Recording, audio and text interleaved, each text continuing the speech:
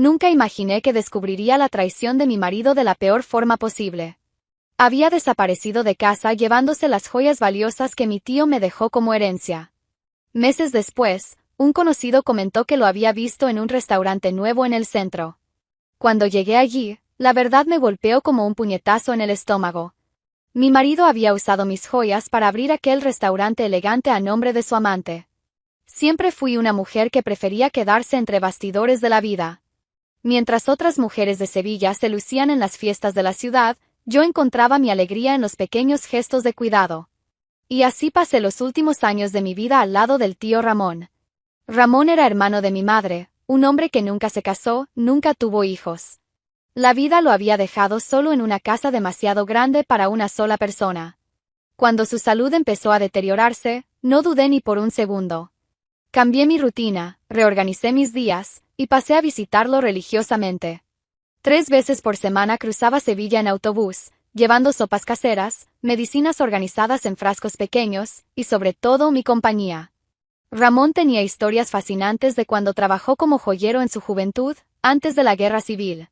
Contaba sobre clientes famosos, sobre piezas únicas que había creado con sus propias manos. Durante 2 años nuestra rutina fue sagrada. Siempre llegaba a las 2 de la tarde y me quedaba hasta el final de la noche. Ayudaba con la medicación, organizaba la casa, cocinaba. Pero lo que más hacíamos era conversar. Ramón me contaba sobre su juventud, sobre los lugares que había conocido, sobre los amores que no funcionaron. A veces, tomaba mi mano con aquellas manos temblorosas y decía, Laura, niña, eres la hija que nunca tuve. No sé qué sería de mí sin ti. Nunca esperé nada a cambio. Era genuino el cariño que sentía por él. Ramón representaba una conexión con el pasado de la familia, con historias que se perderían si yo no estuviera allí para escucharlas. Cuando falleció, en una tranquila mañana de septiembre, sentí como si un pedazo de mi propia historia se hubiera ido con él. El funeral fue pequeño, íntimo. Pocos amigos, algunos vecinos. David estuvo a mi lado, consolándome mientras lloraba por la pérdida de aquel hombre que se había vuelto tan importante para mí. 3 días después, el abogado de Ramón me llamó. Señora Laura, necesita venir a la oficina. Don Ramón dejó algo para usted. Fui sin expectativas, pensando tal vez en algún objeto de recuerdo, una foto antigua, quizás uno de sus libros favoritos. Jamás imaginé lo que me esperaba. El abogado, un hombre serio de gafas gruesas, me entregó una caja de madera tallada. Cuando la abrí, no pude contener un suspiro de admiración. Allí estaban las joyas más hermosas que había visto en mi vida. Un collar de perlas con cierre de oro blanco, pendientes de diamantes que brillaban incluso bajo la tenue luz de la oficina, anillos con piedras que ni siquiera sabía nombrar, y una pulsera que parecía salida de un cuento de hadas. Todo impecablemente conservado, cada pieza guardada en pequeños compartimentos forrados de terciopelo. Son piezas que Ramón coleccionó durante toda su vida profesional, explicó el abogado. Él hizo cuestión de especificar que eran exclusivamente para usted, como agradecimiento por todo el cuidado y cariño. Sentí que los ojos se me llenaban de lágrimas nuevamente. No eran lágrimas de tristeza, sino de una emoción profunda.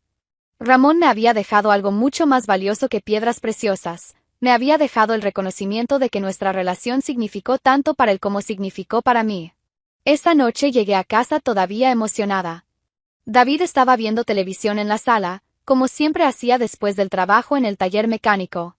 Me acerqué a él con la caja en las manos, ansiosa por compartir ese momento especial. David, no vas a creer lo que me dejó el tío Ramón, dije sentándome a su lado en el sofá. Abrí la caja lentamente, como quien revela un tesoro. Y eso era exactamente lo que estaba haciendo.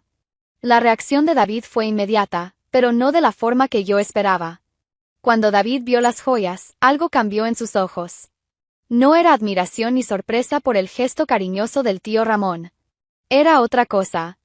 Un brillo extraño, intenso, que me hizo sentir un escalofrío en la espalda. Vaya, Laura, esto es muy valioso, dijo, tomando el collar de perlas con una delicadeza que no combinaba con sus manos callosas de mecánico. ¿Tienes idea de cuánto puede valer esto? La pregunta me incomodó. No era sobre el valor sentimental, sobre lo que esas piezas representaban de mi relación con Ramón. Era sobre dinero. David, eso no importa. Lo importante es lo que significan, respondí, intentando recuperar el collar de sus manos. Pero no lo soltó. Siguió examinando cada pieza con una atención casi obsesiva. Claro que importa, Laura. Mira esto, dijo, tomando los pendientes de diamantes. Estos diamantes son enormes. Y este anillo, vaya, esta piedra es un rubí verdadero. Su entusiasmo me estaba incomodando. Intenté cerrar la caja, pero David sujetó mi mano. Espera, déjame ver bien todo. Esto puede ser nuestra salvación. ¿Salvación de qué? Estamos bien, David. Me miró como si fuera ingenua. Laura, con esto podemos cambiar de vida. Invertir en algo, abrir un negocio. Déjame llevarlo mañana a un tasador que conozco. No quiero tasarlo, David. Quiero guardarlo como recuerdo del tío. Solo para saber su valor. No vamos a vender nada, insistió. Pero es bueno saber que tenemos en casa. Contra mi voluntad, acabé aceptando. David parecía tan animado, tan lleno de planes. Pensé que tal vez era solo curiosidad natural. Al día siguiente, salió temprano llevando las joyas en una bolsa. Prometió que volvería pronto. Pero cuando David regresó esa tarde, era una persona completamente distinta. Sus ojos brillaban de una forma febril. Sus manos temblaban ligeramente mientras me contaba sobre la tasación. Laura, no vas a creerlo, dijo, caminando de un lado a otro de la sala. El tasador casi se desmaya cuando vio las piezas. Esto vale una fortuna de verdad. ¿Cuánto?, pregunté, más por educación que por interés real. 42.000 euros, Laura, 42.000, repitió como si no creyera sus propias palabras. El número me revolvió el estómago. 42.000 euros. Era más dinero del que jamás había imaginado poseer. ¿Lo entiendes ahora? Con esto podemos comprar una casa mejor, un coche nuevo, invertir. David hablaba rápido, atropellando las palabras. Podemos abrir un taller más grande, contratar empleados. Durante las semanas siguientes, David no hablaba de otra cosa. Se despertaba en medio de la noche con ideas de negocios. Pasaba horas en el ordenador investigando inversiones, oportunidades, franquicias. Había una inquietud en el que nunca antes había visto. Empezó a llegar tarde a casa, diciendo que estaba hablando con posibles socios, visitando locales comerciales, estudiando el mercado. Cuando intentaba hablar de otros temas, siempre acababa volviendo a las joyas y a los planes que podían financiar. David, estás obsesionado con esto, le dije una noche, después de que pasara horas mostrándome hojas de cálculo de inversiones. No es obsesión, Laura. Es visión de futuro. No entiendes la oportunidad que tenemos. Pero yo entendía. Entendía que mi marido estaba cambiando, convirtiéndose en alguien que no reconocía. La amabilidad dio paso a la impaciencia. La tranquilidad fue sustituida por una energía nerviosa constante. El dinero cambia a las personas. David se volvió otro hombre. ¿Quién ha visto a alguien cambiar por dinero? Cuéntenme en los comentarios. Y entonces, un jueves por la mañana, ocurrió lo que jamás imaginé que fuera posible. Desperté y David no estaba en la cama. Pensé que había salido temprano al taller como a veces hacía. Pero cuando fui a desayunar, encontré una nota en la mesa de la cocina.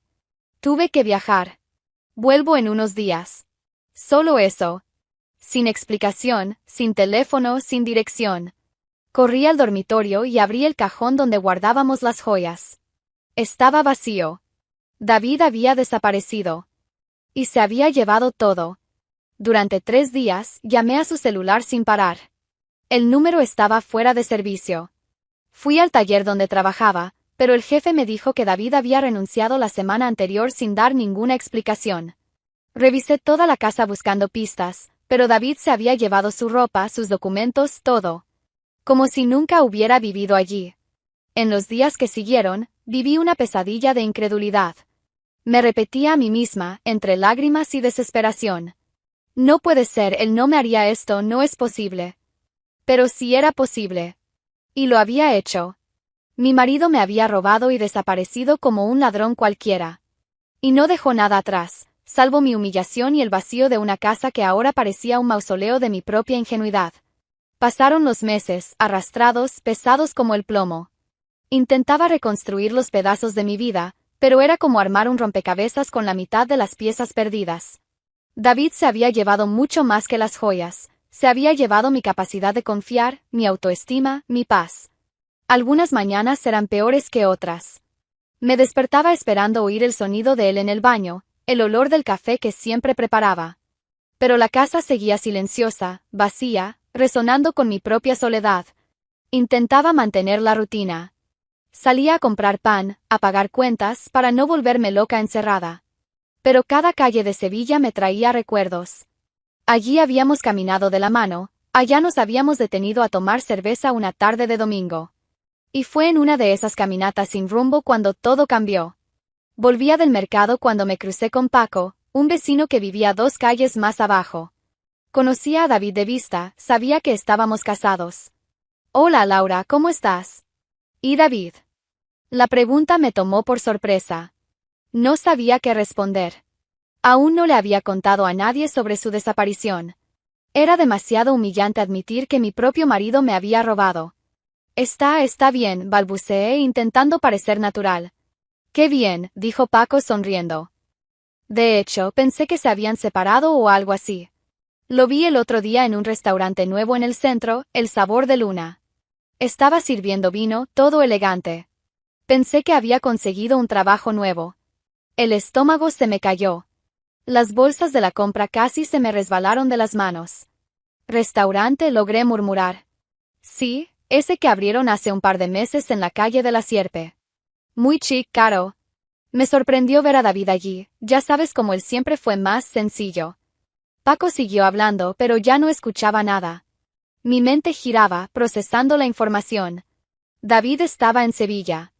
Estaba trabajando. Estaba vivo y bien, mientras yo me marchitaba en casa. Apenas logré despedirme de Paco. Corrí a casa y arrojé las compras en cualquier rincón. Mi corazón latía tan fuerte que lo oía en los oídos. David estaba aquí. Todo este tiempo estaba aquí. Sin pensarlo 2 veces, tomé mi bolso y salí. Necesitaba verlo con mis propios ojos. Necesitaba respuestas. La calle de la Sierpe estaba tan concurrida como siempre. Caminé lentamente, buscando ese restaurante Sabor de Luna. Cuando lo encontré, me quedé parada en la acera varios minutos, intentando reunir valor. Era realmente elegante. Fachada moderna, letrero dorado, macetas con plantas bien cuidadas en la entrada. Muy distinto a cualquier lugar que David y yo hubiéramos frecuentado. Respiré hondo y entré. El interior era aún más impresionante. Mesas con manteles blancos, copas de cristal, iluminación tenue. Debió de costar una fortuna montarlo. Y entonces lo vi. David estaba al otro lado del salón, conversando animadamente con una mujer. Ella era elegante, bien vestida, llevaba un vestido que costaba más de lo que yo ganaba en un mes. Hablaban como pareja. La intimidad entre ellos era evidente. La forma en que ella tocaba su brazo, como él le sonreía. No había duda de lo que estaba pasando. Mi David, mi marido, estaba allí. Bien vestido, sonriente, feliz. Con otra mujer. Intenté acercarme, pero las piernas me temblaban. Cuando por fin logré dar unos pasos hacia ellos, David me vio. Su expresión cambió al instante. Sorpresa, luego pánico, luego algo que parecía ira. Le dijo algo rápidamente a la mujer y vino hacia mí, interceptándome antes de que pudiera acercarme a ella. ¿Qué haces aquí?, preguntó, agarrándome del brazo con fuerza. David, la gente me dijo que estabas aquí. Pensé que podía hablar contigo. ¿Hablar de qué? Me arrastró hacia un rincón más apartado del restaurante. Su voz era baja, pero cargada de irritación. Quiero que me devuelvas mis joyas, logré decir, intentando sonar firme. David se rió. Fue una risa cruel que me cortó por dentro. ¿Tus joyas? Laura, tú no tienes nada aquí. Las joyas están a nombre de ella ahora, dijo, señalando discretamente a la mujer rubia. Si quieres denunciar, adelante. Buena suerte probando algo. ¿Cómo pudiste hacerme esto? Éramos marido y mujer, David. Confié en ti. Y yo confié en tu sentido común. Pero nunca entendiste el valor de lo que tenías. Yo solo aproveché una oportunidad. Cada palabra era como una puñalada. Ese no era el hombre con el que me había casado. Era un extraño cruel, alguien que no reconocía.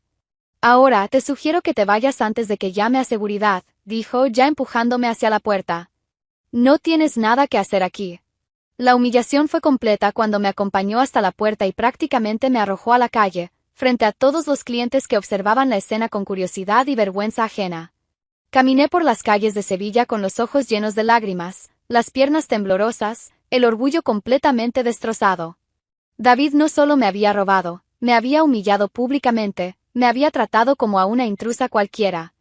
Llegué a casa y me dejé caer en el sofá, sollozando como una niña. Pero en medio de las lágrimas y del dolor, algo empezó a nacer dentro de mí. Ya no era solo tristeza. Era rabia. Una rabia muda, profunda, que crecía con cada recuerdo de su cara burlona, de la forma en que me echó del restaurante. Él creía que había ganado. Pensaba que iba a aceptar en silencio, que iba a desaparecer como una perdedora. Pero David había subestimado algo, la fuerza de una mujer traicionada que aún tiene dignidad que defender. Durante días, me refugié en casa como un animal herido. Las palabras de David resonaban en mi mente como cuchillos cortando la misma herida una y otra vez. Tú no tienes nada aquí, buena suerte demostrando algo, las joyas están a nombre de ella ahora. Pasaba horas tumbada en el sofá, mirando al techo, tratando de entender cómo había llegado hasta ahí. Cómo había sido tan ingenua, tan confiada. Cómo no me había dado cuenta de quién era realmente David. Pero el dolor tiene un límite. Y después de una semana llorando, algo dentro de mí comenzó a rebelarse contra esa autocompasión. Era como si una voz interior gritara, ¡basta! No vas a dejar que él gane así. Empecé a recordar al tío Ramón. Las historias que me contaba, la fuerza que demostró al reconstruir su vida después de la guerra. La forma en que siempre me decía, Laura, niña, nunca dejes que nadie te robe la dignidad. Eso es lo único que realmente nos pertenece. Ramón. Las joyas. Nuestra historia juntos. Entonces me levanté del sofá por primera vez en días y fui al dormitorio. Al fondo del armario aún guardaba algunas cajas con las pertenencias que había traído de su casa después del funeral. Abrí la primera caja, fotos antiguas, algunos libros, gafas de lectura. La segunda tenía ropa que había separado para donar. Pero en la tercera caja, en el fondo, debajo de un montón de papeles viejos, mi mano tocó algo que hizo que mi corazón se acelerara. Era un sobre amarillento, con mi nombre escrito con la caligrafía temblorosa pero aún elegante de Ramón. Cuando lo abrí, encontré una carta de 2 páginas, cuidadosamente escrita a mano. Mi querida Laura, comenzaba la carta. Si estás leyendo esto es porque ya no estoy aquí. Quiero que sepas que los últimos años a tu lado fueron los más felices de mi vida. Me diste algo que creí que nunca tendría, una familia. Mis manos temblaban mientras leía. Ramón describía cada joya, explicando su origen, cuando había sido hecha, para quién. Hablaba del collar de perlas que creó para una condesa, de los pendientes de diamantes que fueron encargados para una boda real. Pero al final de la carta, había algo que hizo que el estómago se me encogiera de emoción. Laura, estas joyas son mi herencia exclusiva para ti. No por su valor monetario, sino por lo que representan, años de trabajo, de arte, de historia. Son tuyas por derecho, por cariño, por justicia. Nadie más tiene ningún derecho sobre ellas.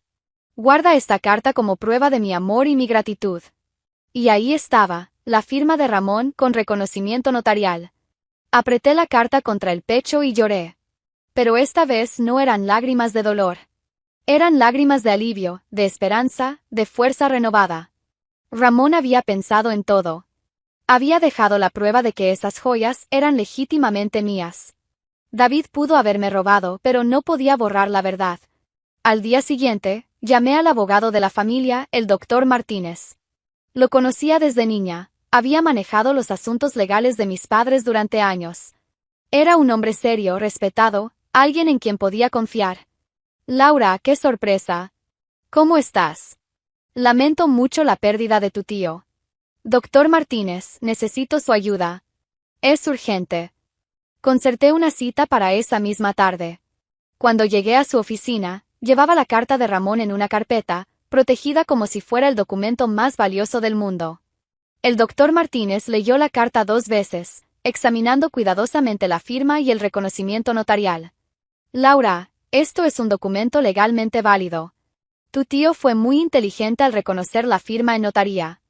Eso le da peso jurídico a la herencia. Le conté toda la historia, la desaparición de David, el robo de las joyas, el restaurante, la amante. El doctor Martínez escuchaba en silencio, a veces negando con la cabeza en desaprobación. Es un caso claro de apropiación indebida, dijo finalmente. Y con agravantes, violación de la confianza conyugal, ocultación de patrimonio, posible lavado de dinero si realmente usó las joyas para financiar el restaurante. Pero él dijo que las joyas están a nombre de la amante. ¿Cómo vamos a probar que fueron compradas con el dinero de mis joyas? El doctor Martínez sonrió por primera vez desde que llegué. Laura, existe algo llamado trazabilidad. Si las joyas fueron vendidas y el dinero usado para abrir el restaurante, hay registros bancarios, facturas, documentos. Vamos a investigarlo todo. ¿Y si no logramos probarlo? Lo lograremos. Y aunque no lográramos probar el destino del dinero, tenemos la carta. David robó bienes que legalmente te pertenecen. Eso ya es delito suficiente. Por primera vez en semanas, sentí una chispa de esperanza. No estaba sola. No estaba desamparada. Tenía un abogado competente y, sobre todo, tenía la verdad de mi lado. ¿Qué hacemos ahora?, pregunté. Ahora, Laura, vamos a la guerra. Y vamos a ganarla. Salí de la oficina del doctor Martínez con la cabeza en alto por primera vez desde que David había desaparecido. Ya no era la mujer rota, humillada, que había sido echada del restaurante. Era una mujer con un plan. Y con la justicia de su lado. David creía que había ganado. Pero el juego apenas comenzaba. La noche siguiente volví a Sabor de Luna. Pero esta vez era una mujer completamente distinta. Ya no iba cabizbaja, ya no estaba sola y definitivamente ya no estaba indefensa. El doctor Martínez caminaba a mi lado, elegante en su traje oscuro, llevando una carpeta de cuero que contenía la munición legal que íbamos a utilizar. Yo llevaba mi mejor vestido, me había arreglado el cabello, me maquillé. Quería que David me viera exactamente como estaba, de pie, fuerte y lista para la guerra. El restaurante estaba lleno. Era un viernes por la noche, y Sabor de Luna parecía estar teniendo éxito entre la clientela rica de Sevilla. Era irónico pensar que el éxito de ese lugar había sido construido con mi dinero. Cuando entramos, varios camareros se acercaron a recibirnos. Pero yo tenía un objetivo muy específico. Buenas noches, dije con voz firme y clara. Queremos una mesa para dos. Y queremos que David nos atienda. Uno de los camareros pareció confundido.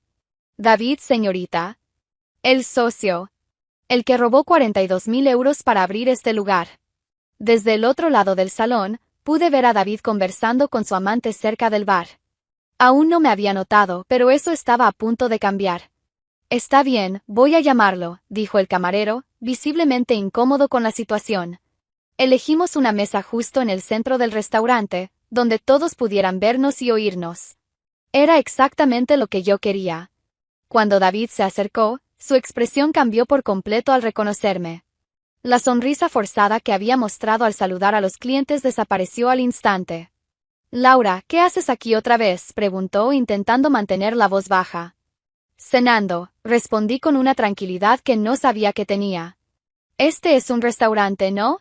Y este es el doctor Martínez, mi abogado. David palideció visiblemente al oír la palabra abogado.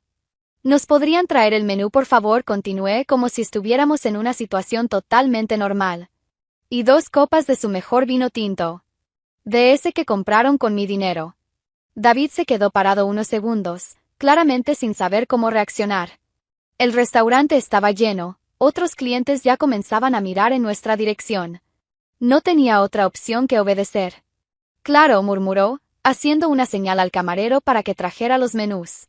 Mientras esperábamos, el doctor Martínez y yo conversábamos normalmente, como 2 amigos cenando. Pero podía sentir los ojos de David sobre nosotros, tratando de adivinar lo que estábamos planeando. Cuando llegó la comida, comencé a comer con calma. Saboreaba cada bocado, cada sorbo de vino. David circulaba por el restaurante, pero claramente estaba nervioso, mirando constantemente hacia nuestra mesa. Fue entonces cuando el doctor Martínez decidió que era el momento. David, lo llamó cuando mi exmarido pasó cerca de nosotros. ¿Podría acercarse un momento? David se acercó con desgano. En ese momento, la amante también vino hacia nosotros, sospechando claramente que algo pasaba. Tengo algo para los dos, dijo el doctor Martínez, sacando un sobre de su carpeta. ¿Qué es esto?, preguntó la mujer con un marcado acento argentino. Una notificación judicial. Demanda por apropiación indebida, fraude patrimonial y asociación ilícita. El silencio que siguió fue ensordecedor. David tomó el sobre con las manos temblorosas, y cuando leyó el contenido, su rostro se volvió blanco como el papel. La amante leyó por encima de su hombro. No pueden probar nada, dijo David, pero su voz salió débil, sin convicción. Oh, pero sí podemos, respondió el doctor Martínez con una calma profesional. Tenemos la carta del tío Ramón, con firma notarial, que prueba que las joyas pertenecen exclusivamente a Laura. Tenemos testigos del momento en que desaparecieron. Y ya sabemos exactamente cómo lavaron el dinero. La amante, que hasta entonces intentaba mantener la compostura, finalmente la perdió. David, dijiste que no había forma de rastrearlo, susurró ella, lo suficientemente alto como para que yo pudiera oírlo. Sofía, cállate, gruñó David entre dientes. Ah, qué interesante, dije yo, sonriendo por primera vez en la noche. Así que la señora Sofía lo sabía todo. ¡Qué sorpresa! Sofía me miró con una mezcla de rabia y desesperación. No entiendes nada. David me contó todo sobre ti. Una mujer amargada, que no sabía valorar lo que tenía. ¿Y pensaste que era buena idea ayudar a mi marido a robarme? ¿Ayudar? Lo salvé de una vida mediocre a tu lado. La conversación se volvía cada vez más alta, y otros clientes empezaban a dejar de comer para presenciar el drama que se desarrollaba. Salvarlo robando 42.000 euros a una viuda, dijo el doctor Martínez. ¡Qué heroína! El restaurante será investigado, continuó el abogado, ahora hablando lo suficientemente alto como para que varias mesas cercanas lo oyeran. Todos los bienes adquiridos con el producto del robo serán confiscados.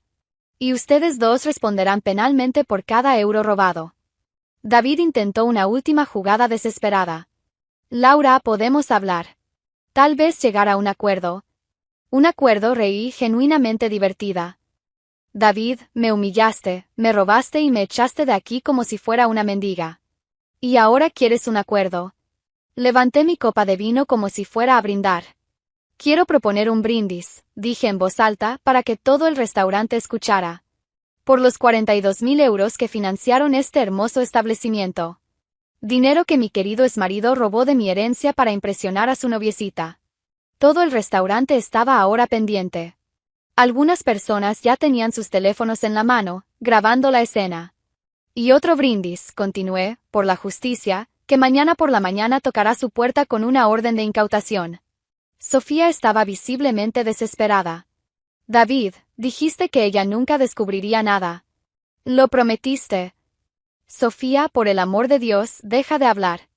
Pero ya era demasiado tarde. La confesión pública estaba hecha, grabada por al menos 5 clientes distintos. Tomé mi bolso y me levanté de la mesa con toda la elegancia que pude reunir. Doctor Martínez, ¿podemos irnos? Creo que nuestra misión aquí está cumplida. Antes de salir, me giré una última vez hacia David y Sofía. Ah, una última cosa. Espero que hayan disfrutado estos meses gastando mi dinero. Porque donde van, estoy segura de que el menú es mucho más limitado. Venganza en su punto. Una mujer traicionada y organizada es una fuerza de la naturaleza. ¿Laura hizo bien? Opiniones en los comentarios. Salimos del restaurante bajo la mirada atónita de todos los presentes. David y Sofía quedaron parados en medio del salón, ella llorando, él sujetando la notificación como si fuera una sentencia. El proceso avanzó como una avalancha implacable. Con las pruebas que teníamos, la carta de Ramón, las confesiones grabadas por los clientes del restaurante, y sobre todo la investigación financiera que logró realizar el doctor Martínez, la justicia no dudó ni un segundo. En 3 semanas, David y Sofía fueron imputados por apropiación indebida, asociación ilícita, lavado de dinero y fraude. Los videos grabados por los clientes esa noche se difundieron por las redes sociales, convirtiendo el caso en un escándalo público en Sevilla. La primera victoria llegó rápido. El juez decretó la incautación inmediata de todos los bienes de la pareja. Sabor de Luna fue clausurado una mañana de lunes, con Sofía llorando en la acera mientras los oficiales colocaban las cintas de interdicción. Pero yo no sabía nada, gritaba a las cámaras que se habían reunido en el lugar. Era patético verla fingir inocencia después de todo lo que había confesado públicamente aquella noche. David intentó una defensa aún más ridícula. Su abogado alegó que las joyas eran bien común de la pareja, y que él tenía derecho a usarlas. Pero el doctor Martínez destruyó ese argumento en 5 minutos, presentando la carta de Ramón que dejaba explícito: las joyas eran una herencia exclusivamente mía. La investigación reveló todo. David había vendido las piezas a un intermediario en Madrid por 55.000 euros, 13.000 más que la tasación original. Con ese dinero, financió no solo el restaurante, sino también un apartamento elegante donde vivía con Sofía. Todo fue confiscado. El restaurante, el apartamento, incluso el coche importado que conducía Sofía. Cuando la agencia tributaria española terminó de revisar sus cuentas, descubrió que habían evadido impuestos sobre todo el dinero robado. Las sentencias llegaron 6 meses después del inicio del proceso. David, multa de 60.000 euros y 300 horas de trabajo comunitario por apropiación indebida agravada y lavado de dinero. Sofía, multa de 40.000 euros y 200 horas de trabajo comunitario por participación en delito patrimonial y ocultación de bienes. Pero lo que más me satisfizo no fue el valor de las multas. Fue verlos siendo abandonados. La familia de Sofía, que tenía una reputación respetable en Buenos Aires, cortó completamente relaciones con ella. Los amigos ricos que frecuentaban el restaurante desaparecieron. Cuando Sofía fue condenada, no había una sola persona en la puerta del tribunal para apoyarla. David no solo perdió el dinero, también perdió la dignidad. El taller donde trabajaba antes del robo se negó a readmitirlo. Los antiguos compañeros le dieron la espalda cuando supieron la historia. Incluso su propia madre, doña Inés, vino a pedirme disculpas por lo que su hijo había hecho. Laura, niña, lo crié mejor que eso, me dijo llorando en mi sala. No sé en qué fallé. No sentí rabia por doña Inés. Era una mujer sencilla, honesta, que había criado a un hijo que resultó ser un ladrón. La culpa no era suya. Con el valor recuperado de la venta forzada de los bienes de David y Sofía, logré no solo recuperar el equivalente de mis joyas, sino también recibir una indemnización por los daños morales. El juez fue categórico: la víctima sufrió humillación pública y trauma psicológico que deben ser compensados. En total, recibí 82.000 euros. Pero el dinero, por más bienvenido que fuera, no era lo más importante. Lo más importante era la sensación de que se había hecho justicia. Que no me había quedado callada. Que había luchado y vencido. Con el dinero de la indemnización, tomé una decisión que cambiaría mi vida por completo: dejé Sevilla.